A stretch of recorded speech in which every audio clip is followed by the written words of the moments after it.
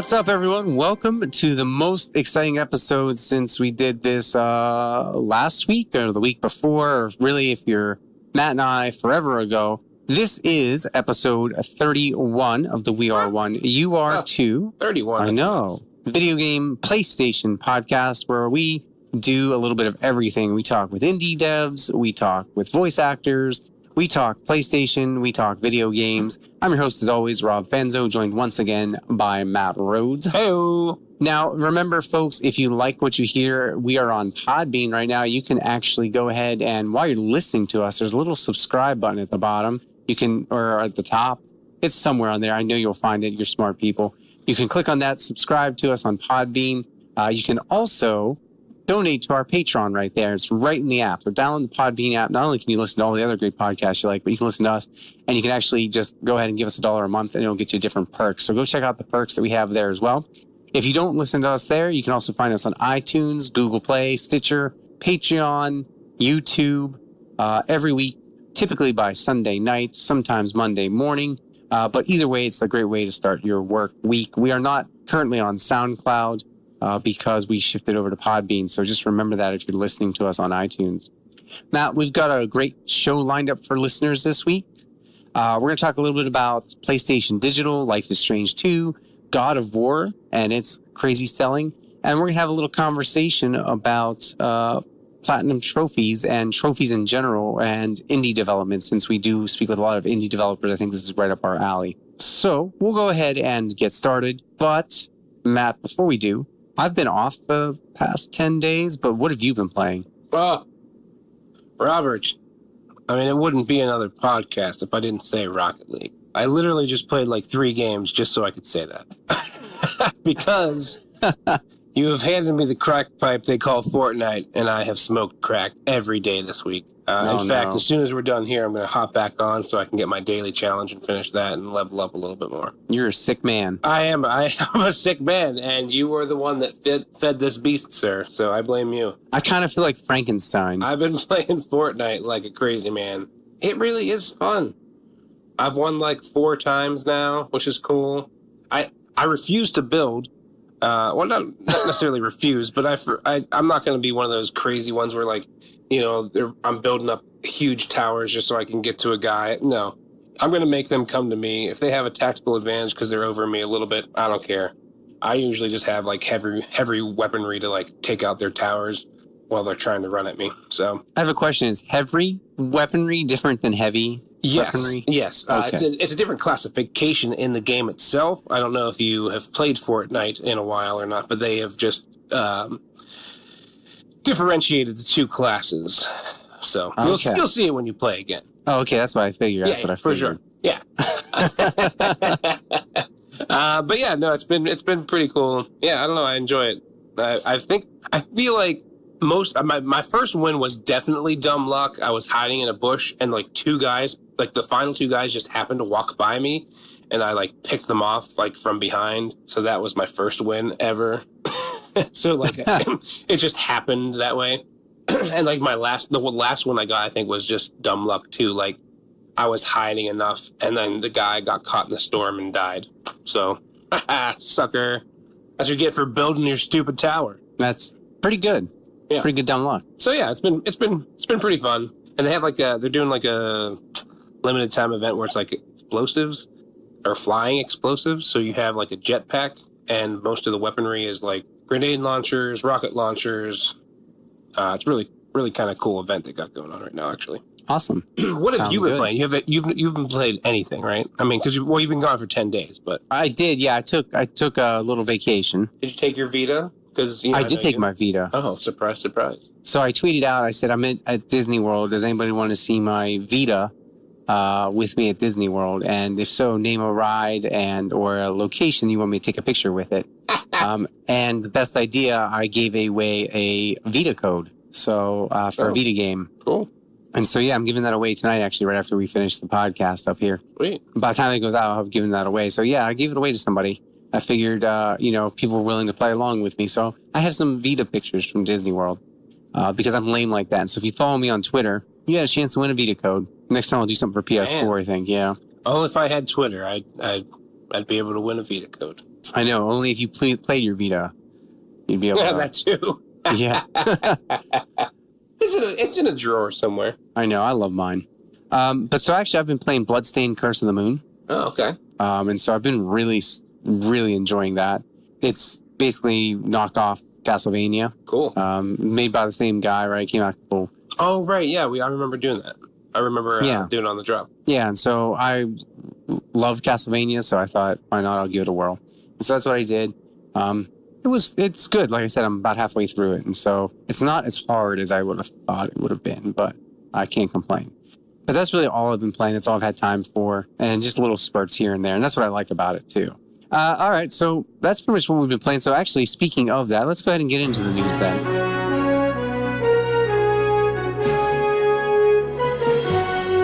So this is our PlayStation-news. You know, this will be a little bit old hat by the time you hear it, but I think it's stuff that's kind of cool that if you're like me and you've been away for 10 days, you know, a lot of this came out this past week. And, you know, by the time you guys get this, like I said, some of it might be old hat, but nonetheless worth talking about. And so, especially since some of it's coming out soon. So I'm actually going to start with what would be the first story there on the list. And this is all these are via Push Square, but you can find them on Kotaku and IGN as well. And that's almost half of all PS4 software now is purchased digitally. Oh, man. And so they mentioned, I know, the Sony financial report showed that 43% of full games were downloaded in the quarter that ended in June 30th. And so it's the same ratio as previous quarter, but that basically says that almost half of the games have been purchased digitally. Now, here's the tricky part to this, I think. And the article mentions one thing that I thought about with this. One, brand new retail games can be tougher to sell digitally, particularly in Europe where they cost more than physical counterparts, right? But you can wait for a lot of promotions that Sony has. And so I think promotions really help push that digital sell. Yeah. The other thing I was thinking about is how many, and this is a perfect example of what they do with like limited run games does this, right? Is the idea that there's a lot of games that are digital now that don't have physical copies. Right. Like I bought Severed, right? I bought Guacamelee. I think you played Guacamelee, right? I did, yeah. And there was no physical version for that. Right. At the time. And so if you are like us, like I bought Crossing Souls and I've been playing that, or Bloodstained Curse of the Moon, there's no physical copies for those. And so if you have more indie games flooding the PS Store, I wonder if that skews it. Because those are still considered full games, are they not? Yeah, I would imagine. I would look at my list and I'd say that probably 90% of the games I bought this year are digital, but that's because 90% of the ones I play aren't AAA releases either. Well, but there's nothing wrong with that. I don't think that's a bad thing. No, I don't think so either. There's the fact that like you said, there's no actual physical copy. So, I mean, for them to actually have one and that count towards physical sales, obviously that's non-existent. But I mean, I feel like it just kind of shows you how the marketplace is evolving, right? Right. Everything's becoming digital now. It goes back to that kind of article that I sent you about how Xbox got it right when, they were talking about Xbox One being always online and people like freaking out about that. Like, oh, that's crap, whatever. But that's what all games have become pretty much, right? So like they suffered because of it, which is, kind of a shame. But at the same time, that's exactly where we went. Right. And so it's very, because I do the same thing now, like where I'll get a physical copy off of Amazon because Amazon does a deal. And that's the only reason. You know what I mean? Like I feel like anymore it's deal based. So if there's some kind of promotion or, you know what I mean? And I agree with that. Yeah. I think that Sony's become smart to that. And they're doing all these they're doing their own thing where it's like, with Spider-Man, it's like I think if you, I don't know if you can get this on with the physical copy or not, but I know that you can get, like, with the digital copy, you get those, like, three different suits or whatever that he has, just with the regular version. And then, of course, you know, then they have the, of course, there's like 6 different versions or whatever, or, you know, at least 2, like a digital deluxe or whatever that gives you more stuff. But yeah, I mean, I think that's just kind of how everything is evolving. I think it's good for the fact that it shows you that it is evolving in that way. So they don't have to worry about shipping and that kind of stuff. And maybe that can cut costs. Yeah. For like AAA games. Maybe that can, you know, it's something they can, you know, maybe spend a little bit more time on development or whatever, and make the game a little bit better because they don't have to worry about as many physical copies being shipped. Right. Yeah, I don't know. It's interesting.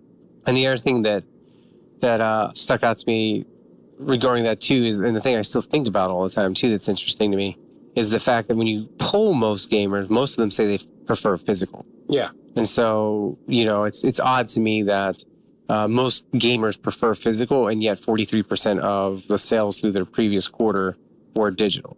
Yeah. And so there's a weird skew there. I don't know how that works, but maybe it's because people like me buy so many digital titles, it skews the stat. I don't know.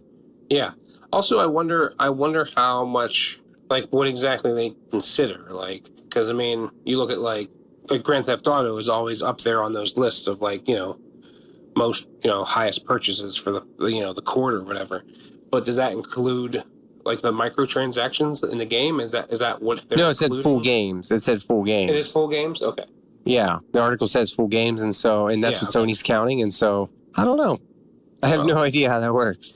Yeah, I mean, I guess technically, like a game like, what was it? My Name is Mayo, what it's called. I mean, I guess technically that's a full game, right? It's a full game and has a platinum trophy. Right. Which, another thing that we'll get to later. But like, yeah, I don't know. Maybe that's what's skewing those numbers. Yeah, it might be. Yeah, I definitely think the indies or the games that are digital only definitely skew that a little bit. Yeah, in my opinion. Yeah.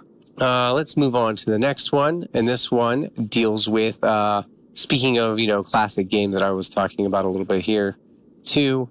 This one actually talks a little bit about Japanese sales charts. Mega Man X dashes into number 1 on PS4. I'm kind of super excited about this to play myself, but Nintendo domination of the last few weeks, this is via, again, Push Square, has come to an end. It says, it finally blasted its way straight to number 1 on PS4. So that's a big deal in Japan because Nintendo crushes it a lot of times over there with everything. Anything that's handheld crushes it. That's the only reason the Vita lived for so long. Sold 29,000 copies on Sony's system, which isn't a huge amount, but considering, you know, how sales charts typically work over there sometimes, that's a big deal. Yeah. And so I just wanted to mention that real quick. It knocked off, I mean, if you look at the rest of that top 10 list, literally 2 through 9 are Nintendo Switch. That's crazy. Yeah. Now, do you think that has to do with the fact that not a lot is being released because it's summer, except for Nintendo? Or... No, I think that has to do with Nintendo's crushing it, but also, truthfully, Japanese culture is so mobile that they are just always on their phones. Mobile gaming is huge over there, and so Switch is the closest you can get to mobile that's releasing new stuff. Yeah. That's why Xbox never fair, and plus Sony, honestly, and Nintendo do a lot better job of getting Japanese titles than, say, like Xbox, for example. So that's why Xbox is selling so dismally, abysmal over there. It's a dismal forecast for it over there. It's doing horrible. That's why Sony does a little bit better because they have a lot of JRPGs that they do manage to bring. But Nintendo's Switch is that portability that's just crushing them. Yeah. What's crazy is out of the 20 on that list, only 5 are PlayStation. Yeah, exactly. And how many are Xbox One, right? 0. Yeah. So that's my point, right? It's just the portability and the fact that it's the closest thing they can get to their phones. Yeah. So I just wanted to mention that real quick. I thought that was worth talking about real quick, just because I'm excited about Mega Man X. I love Mega Man as well. And then we've got the third story here, which also I think ties in nicely. Your PlayStation Plus August, and they should be available for download by the time you're listening to this. Our games were announced and should be, like I said, available by then. We posted that on our site as well. You get Mafia 3 this month. I almost said year, but month. And you get Dead by Daylight, which is kind of like Friday the 13th. It's like 4 people versus 1 killer. And then you also get Here They Lie in the VR. So I know the VR Sofa, if you follow his YouTube channel, and he's a friend of ours, Adam Should, or the Wizard, as he calls himself, has done several Let's Plays with that. He really told me to jump on that game, and I told him I'd get there. So now I have a reason to. And then Knowledge is Power, which is cool. It's like the PlayLink title. And so that's 4 games right there for PlayStation 4. You get Draw Slasher on Vita, along with Space Hulk.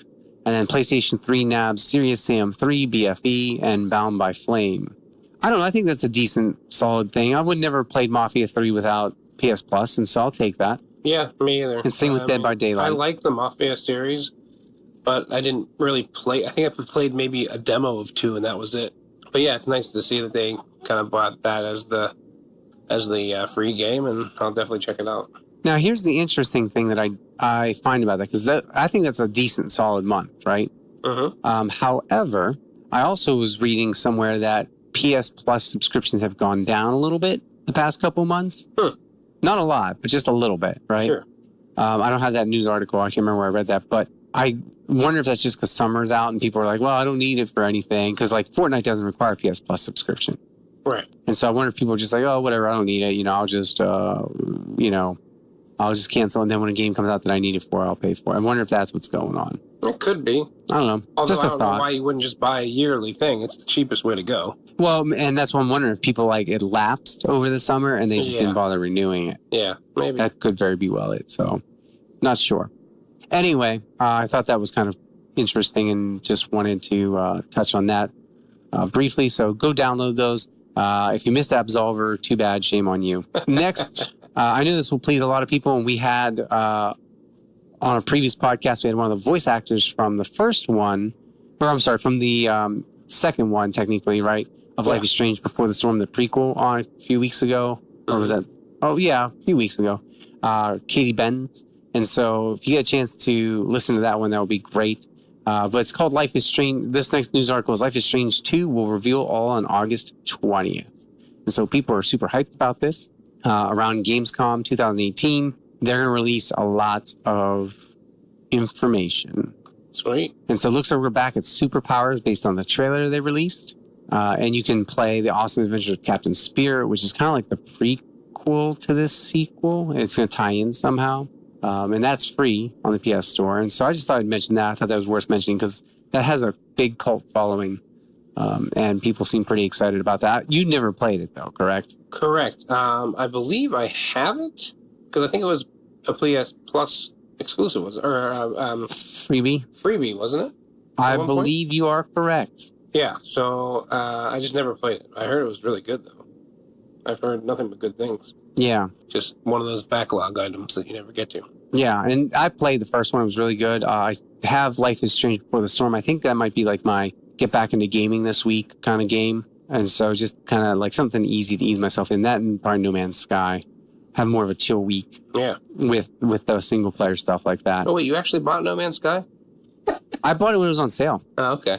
And actually, I think, and obviously by the time you listen to the podcast, it won't be, but I think it's $10 on PSN store right now. Oh, really? And they just updated it with multiplayer. Right. And so it might be worth getting, and you and I can kind of screw around and sailing from planet to planet. Yeah. All right. I'll check. Maybe we'll do like a series or something on it. I don't know. So last but not least, speaking of PlayStation and the games being announced and the sales charts and all the digital stuff we've talked about, God of War is now the fastest selling PlayStation exclusive ever. It passed The Last of Us. Wow. And now that doesn't mean it's total numbers. It just means fastest. Yeah. How quickly. How quickly they've reached a certain number. Yeah. And so what I thought was really interesting, the guy from NPD, Matt Piscatella, of the NPD group, actually predicts, or currently projected, God of War to finish in 2018 as the 8th best-selling game in the market. But if it continues like that, it's going to be even higher. The game right now is currently the second best-selling game of the year, behind the multi-platform available Far Cry 5. Wow. That's crazy, dude. Yeah. So you're telling me that a PlayStation exclusive, mind you, is now the second best-selling game of 2018 right now, behind Far Cry 5. Far Cry 5, which is on every platform. Yeah, exactly. Practically. That's nuts. Yeah, it is. That is super nuts. And so I should really probably finish the game, huh? You should. It's really. I mean, I want to go back and platinum it. So if you get a chance, finish it, and I definitely think it's worth platinuming. Yeah. But that is insane. It is that doing that well. I think now this might be a bold prediction for me. Yeah. I think Spider-Man has a chance to pass that. Oh man, but it has such little time. I know, but the hype I'm getting watching on my feeds is going through the roof for that. Yeah. I'm not going to lie. I was super tempted to buy that PlayStation.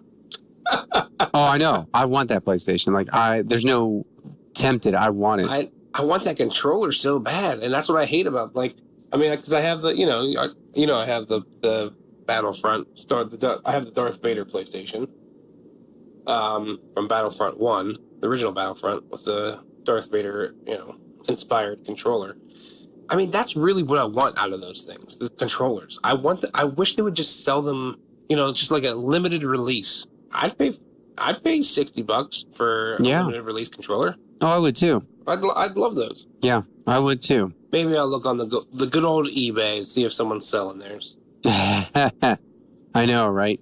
So I just wanted to mention that. I thought that was ridiculous, but I do think that Spider-Man has a chance to pass that. We'll see. I might be wrong. Obviously, once stuff like Red Dead and Call of Duty comes out, it's not going to be the second best-selling game of the year. That stuff will easily push it down third, fourth, fifth, things like that, Assassin's Creed. But I can easily see it's still finishing in the top 10. And like he said, if it keeps selling like that, though, maybe it'll stay in the top 5. Here's the thing. I get it, but I feel like those titles also have such limited time to sell that I feel like it'll still be in the top 5. Okay. Yeah, I'll be really cool and really interested to see that. Yeah, I mean, because obviously, yeah, like you said, there's those huge games. Spider-Man, Red Dead, Assassin's Creed is always a huge sell. And I'm sure with the slight new changes they have with this one, it'll be just as good, as Origins was. So it will be interesting to see, but I don't know. They just have such little time to do that, right? Yeah. So I don't know. We'll see. Yeah, I'll be very curious to see what happens. Yeah. That will wrap up the news. Fairly simple and straightforward. And so a lot of digital. Actually, it's kind of funny because if you look at it, right, a lot of sales stuff and a lot of digital stuff right now. Yeah. Other than that Life is Strange 2 release. And I think that's mainly because it is a slow time and it's about to pick up in less than a month for this stuff. And so we'll see how that goes. You'll see in the drop, it's about to pick up. Oh, yeah. Yeah, I'm excited about a lot of stuff. So before we get to the drop, that'll wrap it up for PS-N or PS News. I want to go ahead and we haven't done this in a while. I want to do this day in gaming history because it is a Saturday night. We're recording this kind of late. I can feel my eyes getting heavy. And so if I fall asleep during this podcast, you'll know. Yeah, I'm yawning as we speak.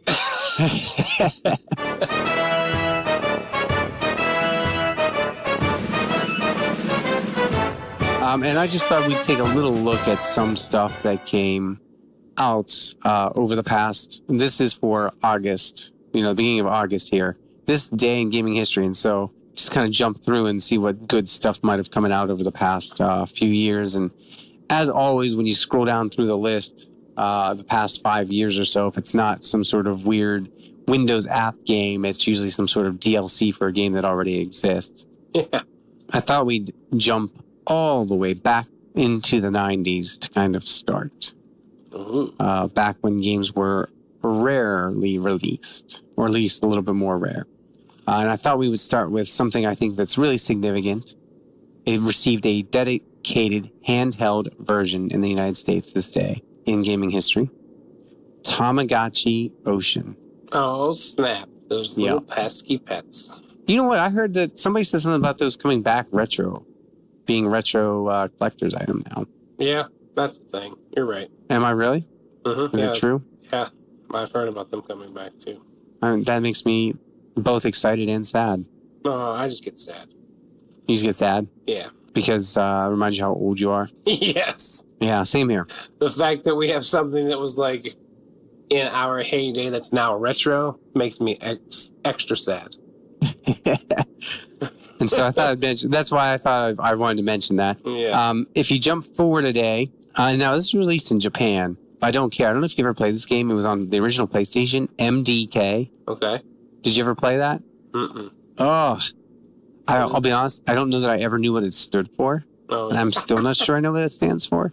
But MDK, I played the crap out of. And that is a game that I would love to have to replay again. And so I don't even know what it was about. I can't tell you anything about it. I just know it was amazing and I loved it. So MDK. This one's more important, probably. Silent Hill 3 in 2003 came out on PlayStation 2. Yeah, I see that. And so that's a kind of a big deal because we'll probably never get one of those again. Yeah, I really doubt it. And so those are just a couple of the games that came out. I didn't see anything else on this list. And I don't think there was anything else that really jumped out to me personally. Is there anything that would jumped out to you? Yeah, actually there is. Quick Yoga Training for Nintendo DS version released in the United States in 2008. Oh, okay. Yeah, how could I forget about Quick Yoga? I mean, it's on you for missing it. But I know. What's crazy to me is that, I mean, because you think of like yoga now, like how like super and mainstream it is, but like back 10 years ago, that was not really like as big of a thing, I don't think. No, I don't think it was. You're so right. for them to have like a training thing, even on DS or whatever. Yeah, I think you might be right. Go ahead, Nintendo. Good job. So yeah, that's going to do for this day in gaming history. So just moving right along, we were trucking along. I feel like I'm still on the highway coming back from Disney World. It's that bad, huh? At least I don't have a cracked windshield because of it. Cracked windshield? Uh-oh, you didn't tell me about that. I had a cracked windshield and a flat tire. Oh my gosh. I know. I was living on the edge. You heard it here first, folks. That's why you fly. Yeah, no kidding. So let's go ahead and move on to what Matt's been so excited about since we started this podcast. Yeah. The Drop. The Drop. This is or See Ya Soon. See you soon.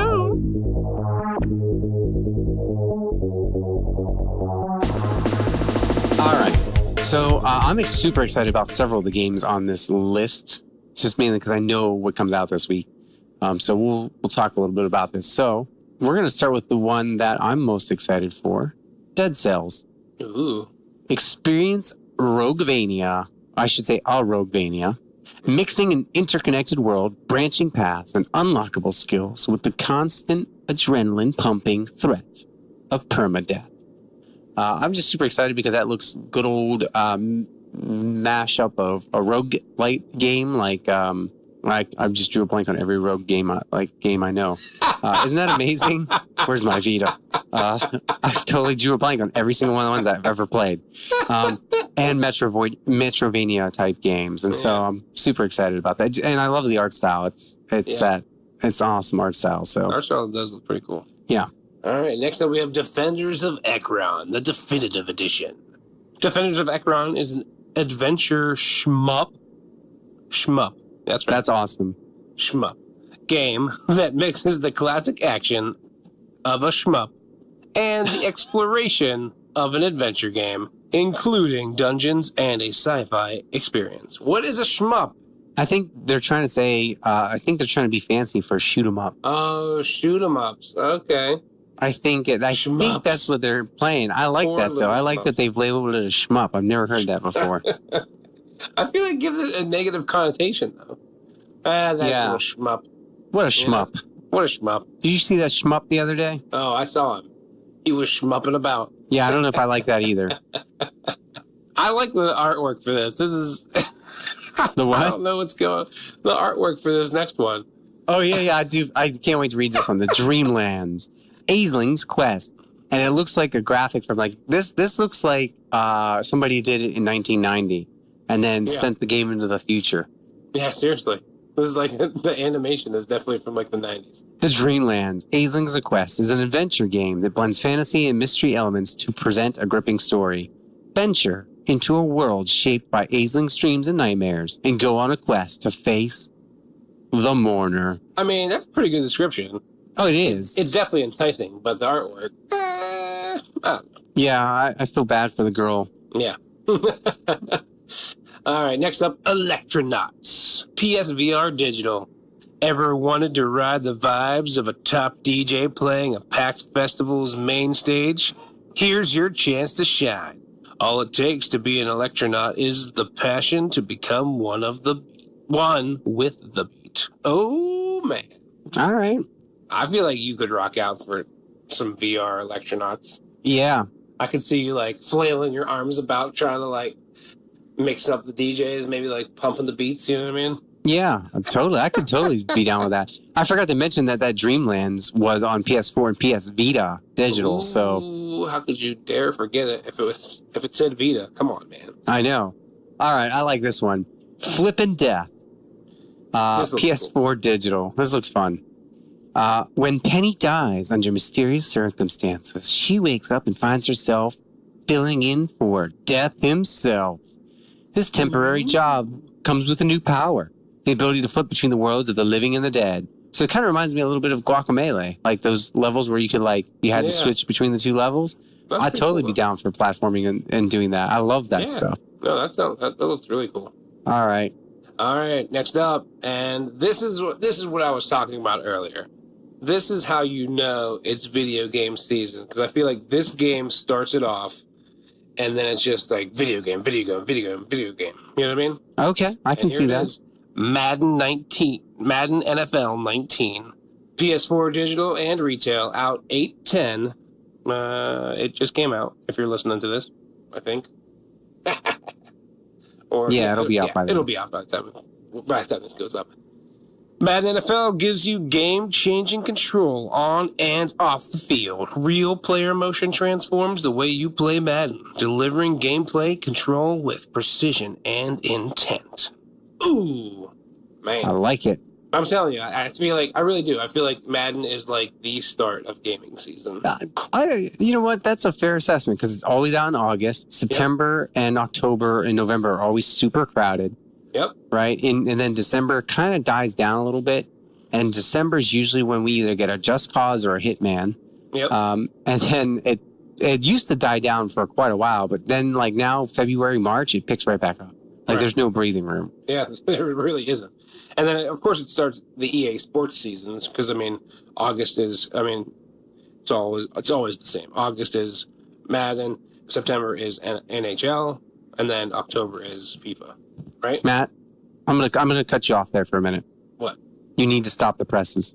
Uh-oh. Because our next game coming out this week is in all its glory.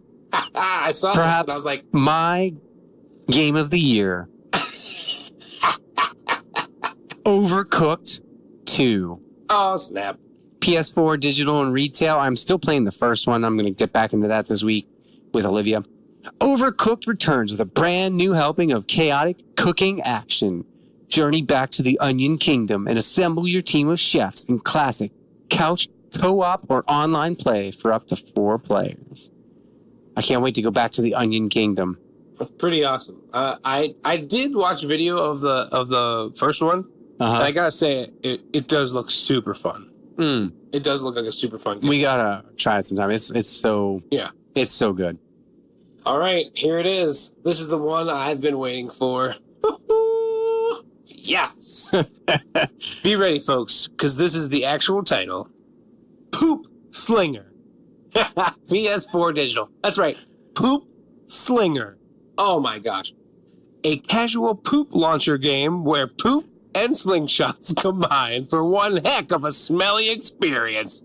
Oh my gosh. That's all you need to say. I'm in. I am in. You had me at poop. Yeah. Oh my gosh. This is I don't know. I have to download this as soon as possible, because this looks amazing. So what you can do is you can finish cooking in the kitchen with Overcooked, and then you can digest that food with Poop Slinger. That's right. Oh my gosh, that's awesome. No, seriously, I mean, I am super excited about it. And it's funny because like usually these one sentence descriptors are crappy, no pun intended. But this is all you only need one sentence to describe the amazing experience you're about to have with this game. I can't even put words. Can't even express. I can't express how excited I am. I'm going to buy it as soon as it comes out. That's so funny. This is almost as good as, what was it, Epic Dumpster Bear? Yes, which I actually bought and played the first 2 levels of. I'm saying. Did you play it? I haven't played it yet. Oh, man. Epic Dumpster Bear, just so terribly good. Like, and by that, I mean, most people will find it terrible. But that's what makes it good. Yes. Come on. People. The opening cinematic for that, just, thank you, PSBLOG Games. I just backed me up. I couldn't even handle it. All right. So, moving on. It gets even better, folks. This next one's called Slamland. Dunk your friends to amaze a giant blue man in Slamland, a magnificent 4-player couch competitive party game by Bread Machine. Is this the same people who made I Am Bread? I'll have to look. Oh my gosh, that's amazing. Slamland. That's a pretty good description. Yeah. Oh, by the way, that's out on PS4 digital. Mm-hmm. These are all PS4 digital, these last couple, except for Overcooked 2, which is also retail, which is awesome. Ooh, man. Okay. This next one I know you're going to be excited about because it's a 2-for-1. Tetra's Escape. PS4, PS Vita, digital, cross-buy. Yes. Like I said, cross-buy. You get it for both. Tetra's Escape is a platforming puzzle game all about blocks named Tetras. Duh. Which can turn into different tetrominos to fill holes and master puzzles. So it seems like almost like a Tetris 3D, maybe? Yeah, maybe. Yeah, that's cool, though. All right. Matt. Yeah, here it is. This is it. I'm telling you, I told you, Madden starts off gaming season. I've been waiting 2 years for this game. Yeah, this looks so good. I want this developer. And so if you're listening to this podcast, whether you're another developer or a fan of ours or whoever you are, I want you to tweet these guys. I want them on the podcast. I want to talk to them about this game. Yes. I want them. I do too. And you want them. Oh. We're going to make it happen. We Happy Few. Yeah. PS4 digital retail out 8/10. We Happy Few's the tale of a plucky bunch of moderately terrible people trying to escape the lifetime of cheerful denial. Discover the retro-futuristic city's dark history as you play through intertwined narratives. When that comes out this Tuesday, I will be, out the 10th, which is next Friday, I will be on that like white on rice. Like, I will be, I might have to call off work that day. I will, or something. I'm going to fake my death. I have no idea. I will be on this. I've been waiting for this game for so long. It's like BioShock, but creepier. I'm so I can't excited. Wait. Yeah, that's going to be awesome. All right. And last but not least, Word Search by Pogi. Pogi? P-O-W-G-I? I don't know. Yeah. Word Search by Pogi includes more than 300 puzzles to keep you and your friends puzzling for hours. Up to 4 can play. That's awesome. I don't know how that works, but... I don't either, but I'll take it. Yeah. So that's going to wrap up a little thing called See You Soon. Yeah. See you soon.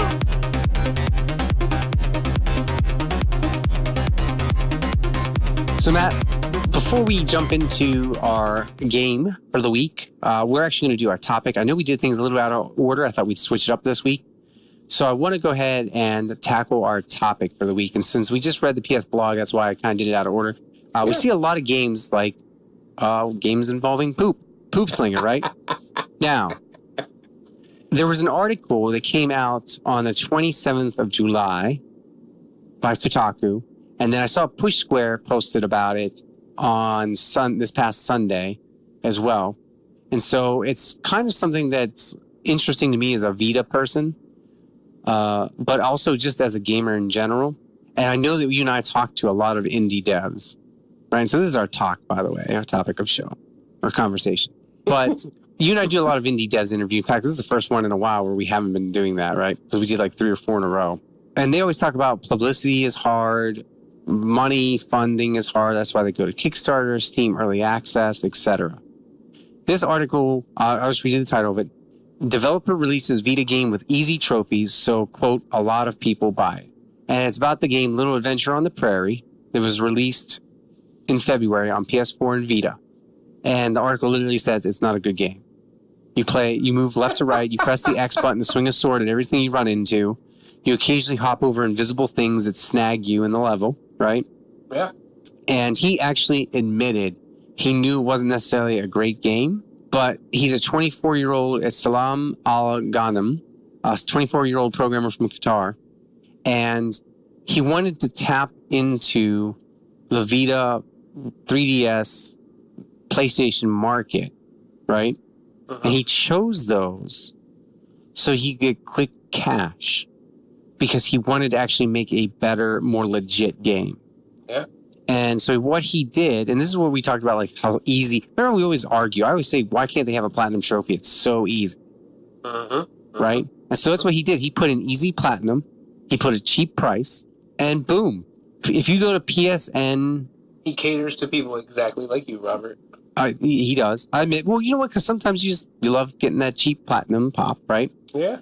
You can get. It took him only a week to add 22 trophies to the game, right? Yeah. And once they all have a point value, and so once they cross that threshold, they get a platinum trophy. Yeah. Right. And so what he did was he added a ton of really super easy, and he allowed them to stack, so you could get it on PS4 and Vita, allowing you to double dip. You buy it once, you get twice as many trophies. Yeah. It has over a 90% completion rate, which meaning almost everyone who buys it earns the platinum. Yeah. Right? So it's like a 10-minute game. Yeah.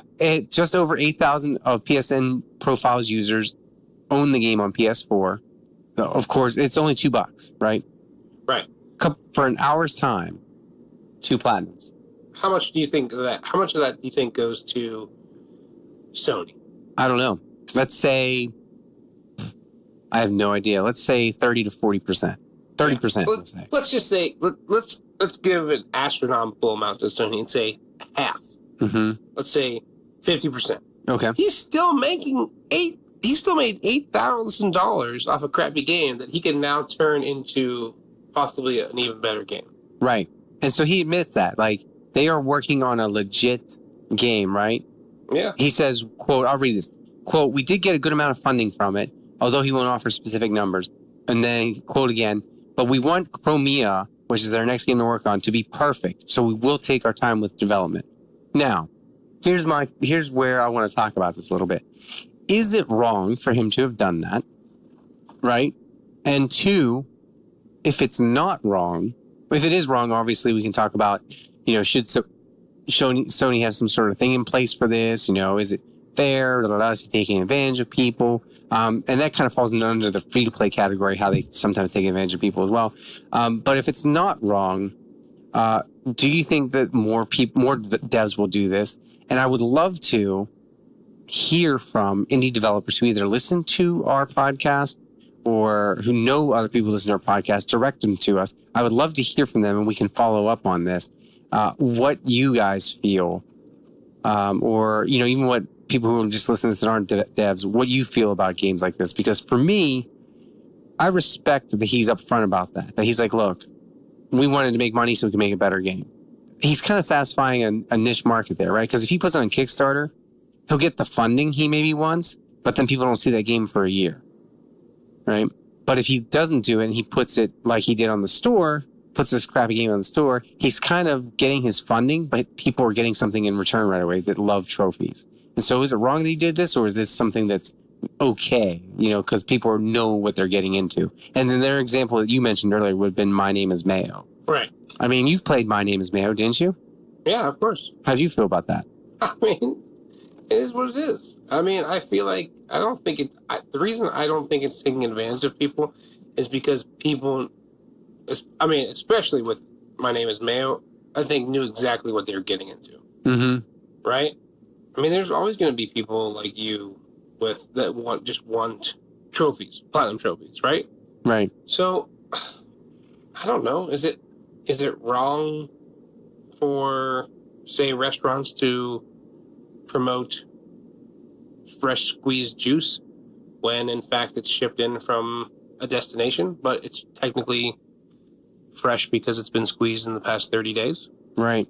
You know what I mean? So there are all those kind of little things that society or marketing or whatever has deemed acceptable. And to me, it's kind of, I think it just, to a certain extent, a little maybe publicity stunt, a little bit of marketing for them to, one, be known as developers, and two, make a game that they actually really want to make and really want to work hard on, and giving them the funding for that, and getting them the funding for that. Yeah. And so what's interesting about that, I think about that too, is it does put their name out there, right? Indirectly, his name is now out there, and so is the name of his next game. Not just because Kotaku picked it up, but he can easily say Kotaku. I'm sorry, I said Kotaku. Kotaku picked it up. What he can do now is he can say, "Hey, remember that Little House on the or Little Prairie game that we played? Yeah, it was garbage, but from the creator of that, just like when My Name is Mayo, whatever those guys put out next, I'll probably just check it out, even if I don't want to play it. Sure. I'll be curious because I know how ridiculous easy that Platinum was, and just the whole game itself was ridiculous. And so, like, if I've heard of another game, even if I didn't play it or I had no interest in it, I'm more willing to check the next one out as well. And it's not like he tricked people, right? They know what they're getting into. $2 an hour, I get 2 platinums, right? Or I think the article was correct. I think you have to buy it twice. But either way, $4, I get 2 platinums, right? Yeah. You know, I know what I'm paying for. I know exactly what I'm getting because I looked at people who look at this stuff who are, and let's face it, the only people that's really affecting probably are your hardcore trophy hunters. Your average Call of Duty, Far Cry 5 game player is never going to even look at that, right? They may look at it because it would go towards the top seller or hot this month chart or something possibly. Right. But beyond that, right, they're not going to care. Yeah. And so who's hurting? Who's being hurt like that? The only thing that also opens the door for, though, is shovelware, just junk being put on the store. Yeah. Right.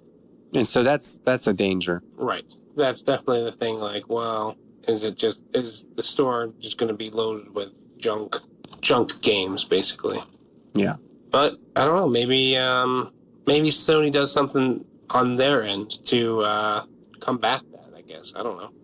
Yeah, and that's the tough thing, right? Because if they meet all the check boxes, like you have to have it bug-free or to this amount bug-free, you have to have trophies for this, you have to have this, you have to have that.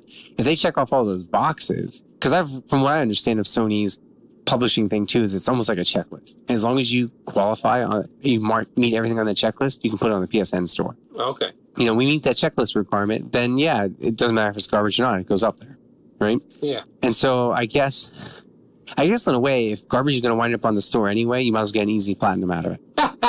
Do you know what I mean? Spoken like a true trophy whore. Well, no, what I'm saying, you got to think about that. If garbage is going to wind up on the... No, I know what you mean. Like, if I know that... It's kind of like Steam. Steam's so full of so much garbage. There's a lot of good games on there, and there's a lot of indie devs who work hard, and we've talked to a lot of really good ones who are working hard and who have really interesting ideas and good games. But just for every one of those, I also see sometimes on Twitter ones that I cringe at. And I'm like, oh, I respect what you're doing, but I don't know that you're ever going to want to put that anywhere. And so you have to kind of keep that in mind both ways. And so if garbage is going to wind up anyway, at least no one's being fooled. Right. And I guess that's not any different than charging, I don't know, whatever Fortnite does for its stupid skins. Right. Yeah. Or is it? I don't know. Is it different? I don't know. I don't think it is. I don't get a skin for spending $10 on a skin. I don't get a trophy for spending $10 on a skin in Fortnite, but I spend $2 and I can get 22 trophies. Well, think of it this way. It's all bling, right? Yeah. Trophies don't mean anything. No, they don't. They're just a personalization of your profile to a certain extent. Look how hard I worked at this game. And look how good I am at gaming, right? Yeah.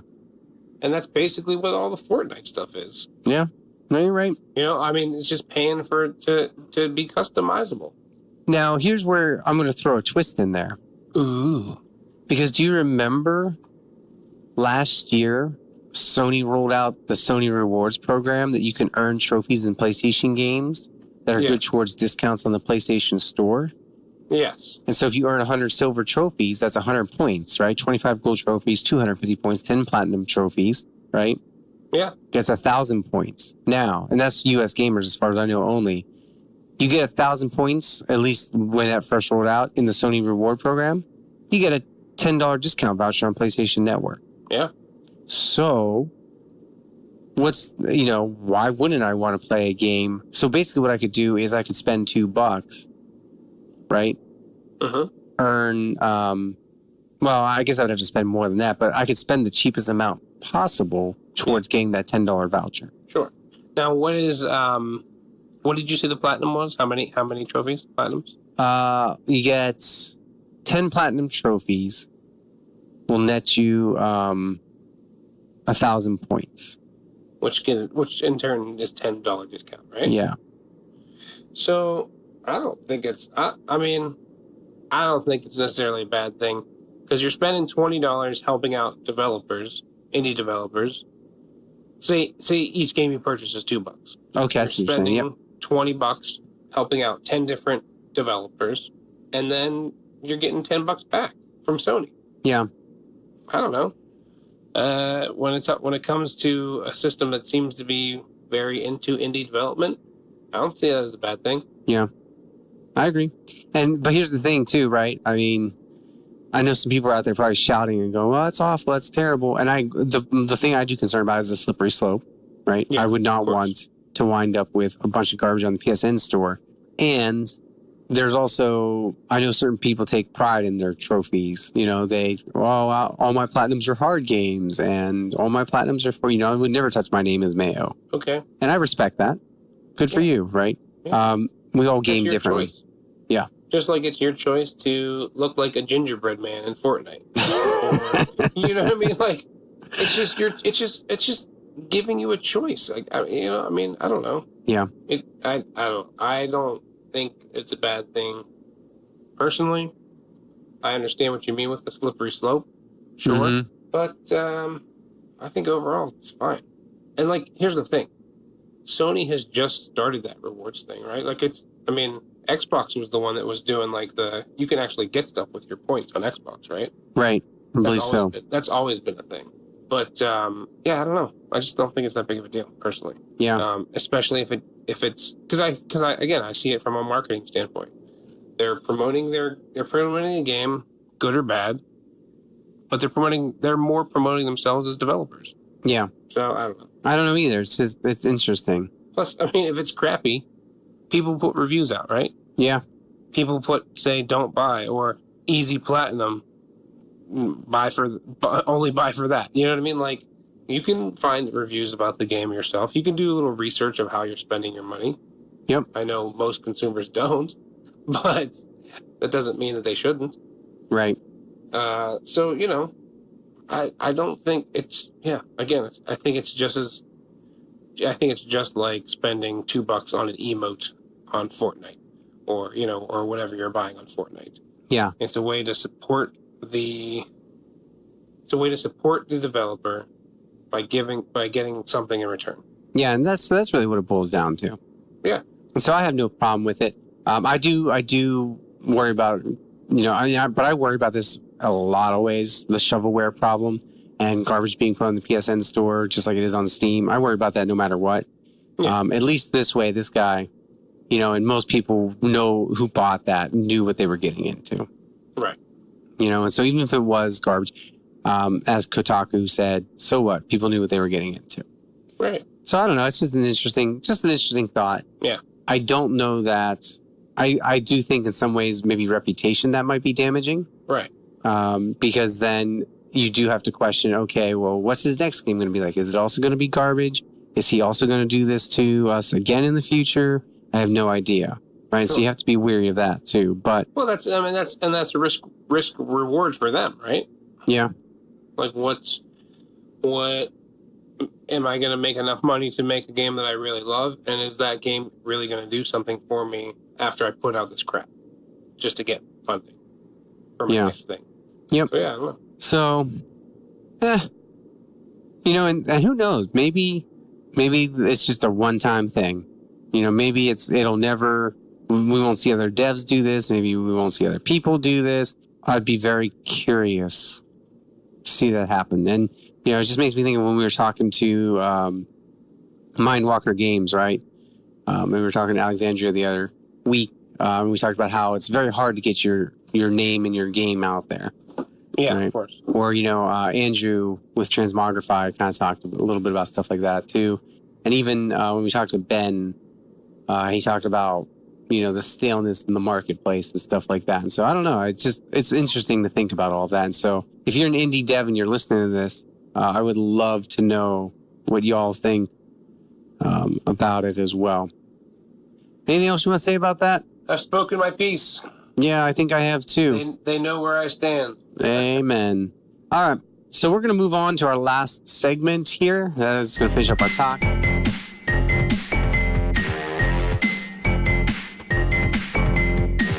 Matt, we started playing a game a couple weeks ago. We did? Yeah, where I read you a blurb from a review of a game in 2018 that came out on Metacritic. And based on the Metacritic blurb, you tell me what game you think it is. Now, I have for you 4 offerings this week that I'm going to read. And some of them are positive, some of them are negative. Some of them we may have already talked about. That'll be your hint. Ooh. All right. And so... Are these games that came out this year, you said? Yes. In fact, some of these are more recent than others, so that you know. And so we'll see what happens here. See what we can do. Are you ready? Yes, I'm ready. So this is Metacritic Madness. I don't know. We'll come up with a better title in the coming weeks. This one says... I want to make sure I don't butcher this. All right. We're good. The first of the two, so this is your hint. The first of the two, insert name, contains 4 amazing masterpieces of platforming goodness. While it does not contain as many games as the original collection, the games here are all well worth your time. If not to revisit games from a bygone era, then to experience what all the fuss was about. Oof. And so there's a couple hints in there, right? Yeah. Something about retro. Right. I can lay it down for you again if you need. Yeah. Do good. One more time. Okay. In my best reading voice here. The first of the 2 blank contains 4 amazing masterpieces of platforming goodness, while it does not contain as many games as the original collection. So there was already a collection out. The games here are all well worth your time, if not to revisit games from a bygone era, then to experience what all the fuss was about. So the first collection had 4 games, and this has less than 4 games. So it could be a trilogy, collection trilogy. Oof, man, I don't know. Throwing me for a loop. Something to do with Sonic. You know what? You're on the right track there. It's the Mega Man X Legacy Collection. So you're 0 for 1. Okay, all right. All right. You're on the... That was good, though. And so we're going to stick... so here we go. Maybe this will help you out. Round 2. Let's see if you can redeem yourself here. Blank is a must-have for gaming fans of all types. If you're a fan of the Genesis games, this is exactly what you've been waiting for. If you're more of a new fan, Blank shows you why the series was so revered in the first place. If you already own the main title, the DLC is an excellent add-on at a reasonable price, especially for the amount of stuff you'll get. I just keep thinking Sonic. So is that what you're going for, Sonic? Or you want to think about it? I mean, it is Genesis, right? It did say Genesis. And it did say, if I may highlight some of that again, it did say if you're a new fan, why it was revered in the first place. And if you own the main title, there is some DLC for it. And so... I'm going to stick with Sonic. Yeah, that is Sonic Mania Plus. Nailed it. Yeah. So, it's funny you said that for the first one, because I was going retro this. This is kind of like the retro edition here. Right? Or games that are associated with retro stuff. So you ready for your third offering? Tamagotchi. Okay. It's not easy to build a great game based on a legend of this category, but Blank is a true homage to the 8-bit legacy. Great retro playability, with some rescued points of the next game of Koji Iragashi. I might have given it away there. A sort of bastard son between this game, and this game. I don't know the exact name of it, but it's something with blood, and it's the game you've been playing on Vito. Yes, it's Bloodstained Curse of the Moon. There it is. Yeah. You gave it away with the developer. Yeah, Koji Igarashi. Yeah, I did. I forgot to take that out beforehand. I was reading. I was like, oh no, because right after that it says rescued points of the next game of Koji Igarashi, Bloodstained Ritual of the Blood. And I was like, crap, if I say that, he's going to be like, oh, it's Bloodstained, whatever you're playing. Yeah, right. All right. So this one might throw you a little bit. Ooh. So curveball, if you will. Yeah, kind of. Blank is a solid, if occasionally ragged, follow-up to last year's big transition to Frostbite. The improvements to the animation and mode stand out, but it feels like a step backwards from last year's ambitious introduction. The multitude of interesting but mostly subtle updates ultimately make this an entry that is primarily geared toward hardcore fans of the series. I had to edit that a little bit on the fly. Oh, fancy. All right, give me two one more time. Blank is a solid, if occasionally ragged, follow-up to last year's big transition to Frostbite. The improvements to the animation and blank mode stand out. But blank feels like a step back from last year's ambitious introduction. The multitude of interesting, but mostly subtle updates ultimately makes this an entry that is primarily geared toward hardcore fans of the series. Oh, man. If I left one of those things in there, it would have given it away like stupid Igarashi. Yeah, right. I'm trying to think of like what transition to the Frostbite engine. Mm-hmm. Well, you got to think about who owns the Frostbite engine too. Oh, well, I'm terrible at that. Are you? That's your knowledge. Yeah, I guess that is kind of my wheelhouse, isn't it? Yeah. Not that I'm bragging. I don't know. I haven't given up. Oh, all right. Let me read with some of those blanks put back in. You tell me. Blank is a solid, if occasionally ragged, follow-up to last year's transition to Frostbite. The improvements to the animation and franchise mode stand out.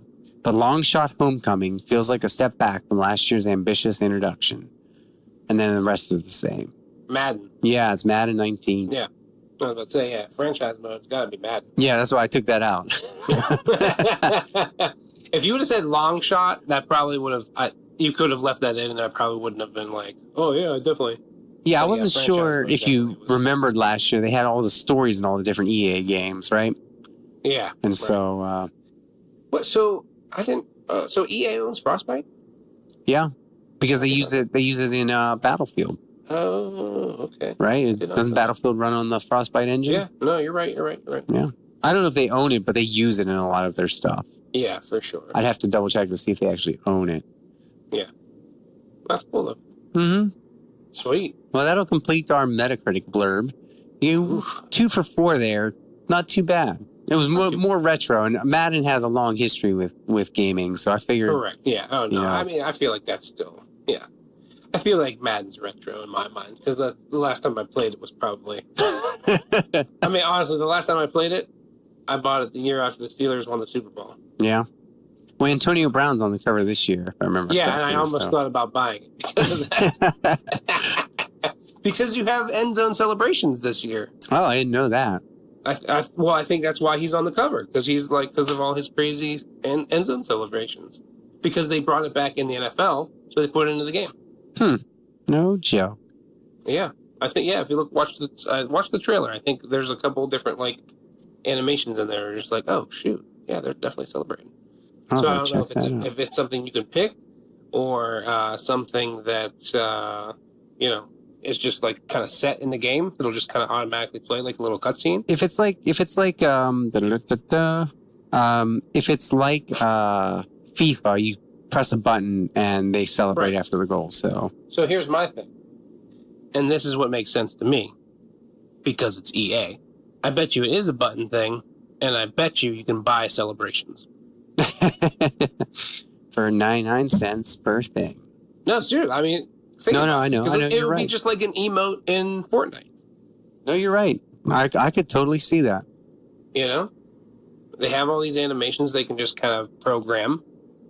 the players to do. No, that's a good point. Yeah, I don't see why they couldn't. They have, I'm sure they have like mocap from these guys. I'm sure once they have the skeletal structure of the guy, they can make him do whatever the hell they want. You know what I mean? Yeah. I think that's where I think if in fact that is, I feel like that's where they'll go with it. Yeah. Because again, it's EA. Yeah. Gaming as a service, not a. So I don't know. We'll see. We'll find out. Yeah, it's EA. All right. So I think, Matt, that's going to wrap up our talk. Yeah. And believe it or not, since we did things a little differently this week, I believe, or not talk, our Metacritic, I should say it's going to wrap up our podcast, huh? Yeah, podcast. Podcast, goodness. I was so confused. Me too. See, I'm glad we're wrapping it up because it's 11 o'clock where you are. I know. I need to get to bed like an old man. All right. Well, thanks, guys, for listening. We hope you enjoyed that. And we'll be back next week, maybe with a developer, maybe not. We'll have to see. I've got some things in the gears here turning. And so once I see what they spit out, yeah, I've definitely got one for sure. I just got to figure out the exact date for him. Sure. And so if it's not next week, it'll definitely be the week after. But we're going to continue with our Inside the Industry interviews. We're also going to continue with our PlayStation podcast, alternating between those as much as we can. If you want to support us and make them two separate podcasts, again, we have a Patreon, which I need to update because I've been horrible at it. We have a Podbean, which I would really appreciate if you want to do that. Just $1 a month will get you some perks. If you don't want to give us a monthly reoccurring, buck, which honestly, who can't part with a buck? You can give us a one-time thing on my Instagram. We are one, you are two gaming. There is a thing for Buy Me a Coffee, which is where you can donate $1, $3, or $5. It's a one-time donation, but it will help us. Everything you do goes towards the podcast and making it better. So we appreciate you hanging out with us this week. And until next time, game on. Game on.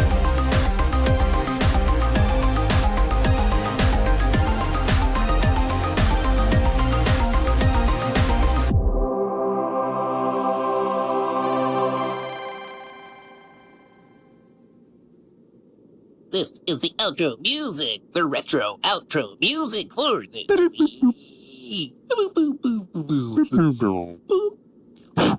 That was me blowing in the cartridge. Nice.